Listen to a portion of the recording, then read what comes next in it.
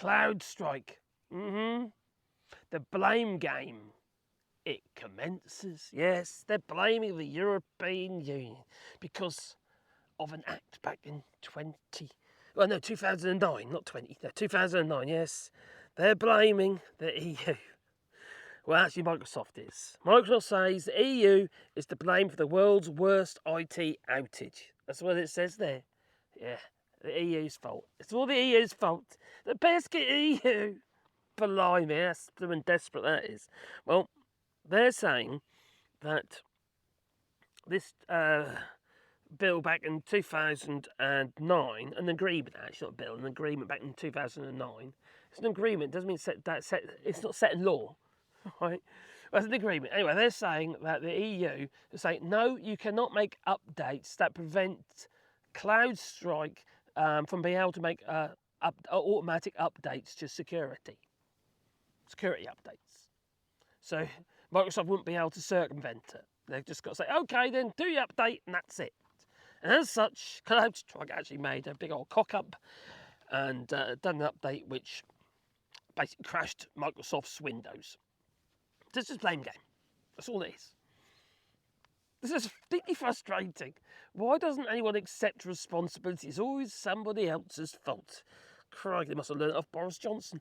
So anyway, Microsoft says that the European Union is to blame for the world's biggest IT outage on Friday following the faulty security update. A 2009 agreement insisted on by the European Commission meant that the Microsoft could not make security changes that would have blocked the update from cybersecurity firm CrowdStrike. I keep saying CrowdStrike, that caused an estimated 8.5 million computers to fail. And the big tech giant said in comments to the Wall Street Journal newspaper, thousands of flights were delayed, etc., etc., etc. Everyone's trying to revert to paper, and if you didn't have no paper, well, then you're buggered. You ain't flying, etc., etc., etc. Banks, etc., etc., etc. The whole thing fell flat on its face. Caused a huge amount of problems. Now, I can imagine there's going to be some lawsuits in this. Somebody's going to want compensation. And that's why you get your blame game, because no one wants to accept responsibility. It's always somebody else's fault. This was back in 2009. You're telling me that they couldn't have prevented this from happening? They couldn't have actually done something to prevent this from happening? At the end of the day, CrowdStrike done an update, a security update, that crashed Windows. For start, why does Windows allow that to happen in the first place? You know, written into the code or something. Maybe it's deliberate. Oh, conspiracy theories, yeah.